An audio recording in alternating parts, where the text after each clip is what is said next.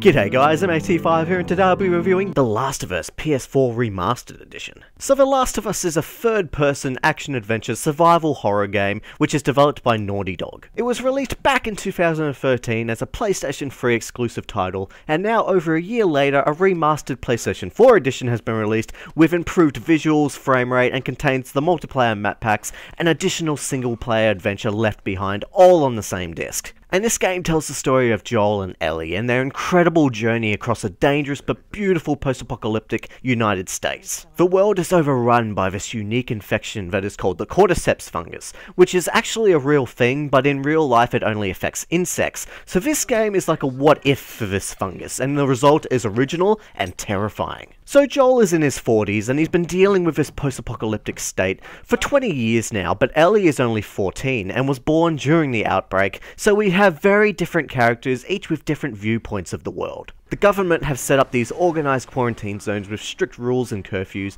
but it is generally the only place that is safe from the infection, but unfortunately still not free from violence. If you think about it, Joel is kind of like Danny Glover from the Lethal Weapon series, where he's just too old for this crap, but unfortunately is tasked with escorting Ellie out of the quarantine zone to a resistance group called the Fireflies. Troy Baker is the voice actor for Joel, and man, he is one hell of a voice actor. He's pretty much become the new Nolan North and has even played the lead role in BioShock Infinite. In fact, all of the voice work in The Last of Us is absolutely brilliant, and they have a brilliant script to work with as well. Also noting that the music score in this game is spot on with no wrong note at all. So at first glance, Joel does not want to do this job. In fact, the pair don't even like each other, but of course throughout the duration of the game, a bond starts to form, with Joel becoming somewhat of a father figure to Ellie. This is of course a dumbed down basic version of the plot, as there is so much that happens throughout this 10+ hour journey you're about to take on, meeting all sorts of interesting characters, but I don't want to talk any more about it because I don't want to spoil a single thing if you've surprisingly never happened to have played this game yet. If you've happened to have played Naughty Dog's other offering, the Uncharted series, then you're gonna see the same incredible level of detail that was in those games in this game. This game was already breathtakingly gorgeous when it debuted on the PlayStation 3, but this remastered PlayStation 4 version, wow, it is beautiful. This game does not look like a remastered last-gen game at all. It is so incredibly beautiful that it even stands up to some of the best-looking games on the PlayStation 4. The frame rate of the game has also been amped up on the PlayStation 4, along with these beautiful visuals. It's such a delight to the eyes playing this game at an amazing 60 frames a second. So damn smooth, and this footage you're seeing does not do this justice. You have to go out there and see the real game for yourself to realize how beautiful it looks. The amazing detail to character and enemy animations also add to the beauty of this game, with characters using a number of different animations to make them feel real and alive. Although the one thing that did bother me just a tad is that there are so many different animations for Joel, but he only has one strangling animation. I just thought it was odd considering the attention to detail that he only has one of these animations, and you will be doing this a lot during the game. It was just strange to me. So let's talk about the gameplay. The Last of Us has a detailed and in-depth combat system, and you will have to be paying full attention 100% of the time during your many encounters with bandits and the infected. The Uncharted franchise has great gunplay and is filled with epic moments, and in its later sequels contains some stealth elements to it, but I feel as even though The Last of Us doesn't really have these epic action movie set pieces, it instead perfected both the gunplay and the stealth, delivering one of the most rewarding gameplay experiences you will have in a video game. There is a heavy emphasis on stealth in this game, as you can silently take down enemies and certain infected, create distractions with broken bottles and bricks, and sneaking around feels really great as you can move swiftly throughout the environment and also utilize the game's automatic cover mode. When you walk up towards cover, Joel automatically leans against the wall, but it doesn't stick you to the wall like most games do, as you can freely move with ease to hide or protect yourself from enemies. Joel also has a listening ability, which allows him to locate movement through walls, so you are able to see where your enemies are, which makes sneaking a lot easier.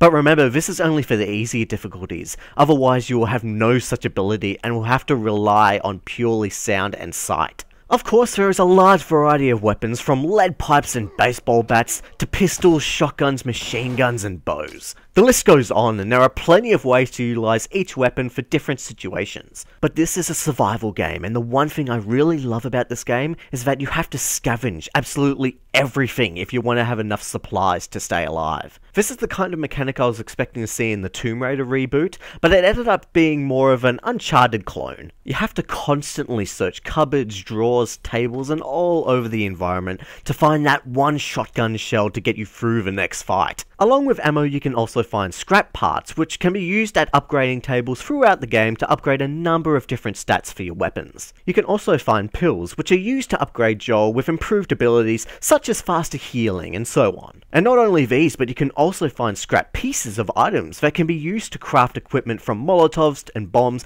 to medikits and shivs. There is so much variety in the gameplay and so much loot for you to find, and you will have to, because even on normal difficulty, this game will be a challenge. The enemy AI is brutal. You will usually be against a large number of enemies at once that hide behind cover and try to flank you from all directions. You will have to utilize every skill you know to survive these encounters, and you also have to make swift decisions on how you want to approach each situation. Fighting the infected, on the other hand, is a completely different story. There may only be a few different types of infected, but they are all equally as terrifying. You've got your standard infected that you can sneak around and perform silent takedowns, but if they spot you, they will full on sprint at you from all directions. Clickers are probably one of the more terrifying infected in the game, as they don't have eyes, but instead use sound to figure out where you are, and they can kill you straight away if you let one get too close to you. The infected aren't dumb either. Often you will find them running around the environment as if they are mocking you.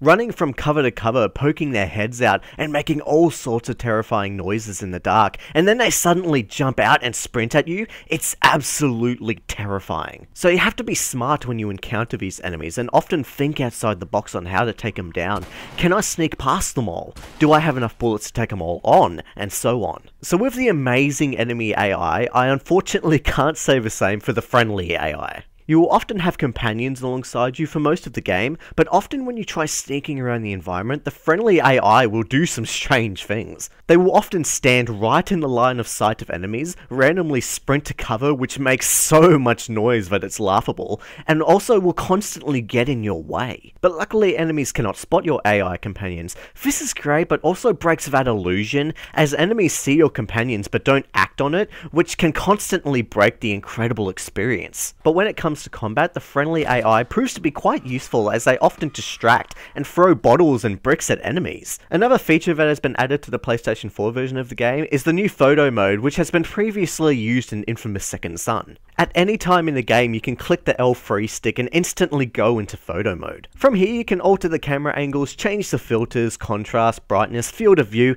and even make characters disappear. This feature should be in every game, as you can capture some really epic and beautiful moments and make them look even more fantastic to share with friends. The Last of Us also has an online multiplayer mode called Factions, and I have to say, this is one of the most original multiplayer experiences I've had lately. After you've picked out your character's hats, helmets and gestures, created a unique emblem and a few custom weapon loadouts with a huge variety of weapons, skills and special weapons, you will then be treated to a few different multiplayer modes. Supply Raid is essentially team deathmatch, as each team has 20 respawns, and the aim of the game is to kill the opposing team in any way necessary, and the team that loses all of its respawns lose the match. This is the mode I spent most of my time with, as it has a simple goal, but really complicated gameplay and tactics. The second game mode, Survivor, is where each team member has one life in each round, and the team to kill every player once is the winner of that round. The team to win 4 rounds is the winner. This mode is similar to the search and destroy modes in Counter-Strike or Call of Duty, but you only have to focus on killing the opposing team. And lastly, Interrogation, where each team have to interrogate enemies to find the location of a safe, and once located have to slowly open the safe while under fire from the enemy team. First team to open the opposing team's safe wins. This is probably the most stressful and complicated game mode, as it's essentially broken down into 2 parts, the interrogation and then the safe cracking, which makes for long, stressful matches. The multiplayer contains most of the features found in a single player, where you can scavenge scraps from loot boxes scattered around the environment, and from there make equipment such as molotovs and bombs. You can also earn scraps from kills, assisting kills, special takedowns and so forth, which allow you to upgrade your weapons, purchase additional additional ammo, special weapons, and even armor for yourself. There is so much detail in these multiplayer matches, which makes for one of the most intense, suspenseful, stressful, but rewarding multiplayer experiences you will ever have. Also, the single player expansion Left Behind is also on the PlayStation 4 disc, but I've already reviewed that, so I'll leave a link somewhere on screen and in the description below. So in the end, when you step out of this amazing universe and reflect back on your experience,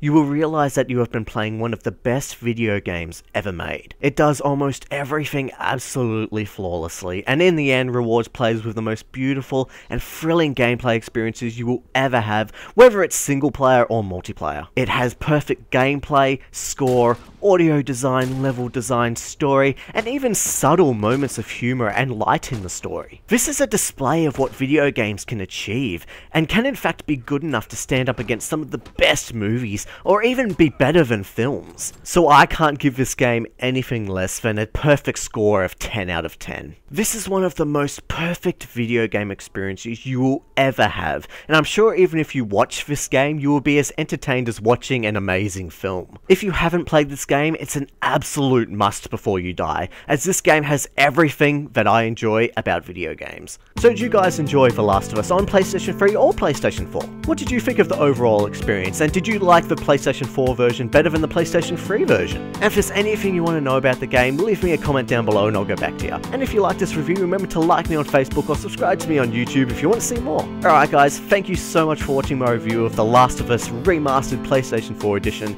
It was great fun, it's a fantastic game, everyone should go and play it at least once to see what it's all about. And that's pretty much it. M8T5 is out of here.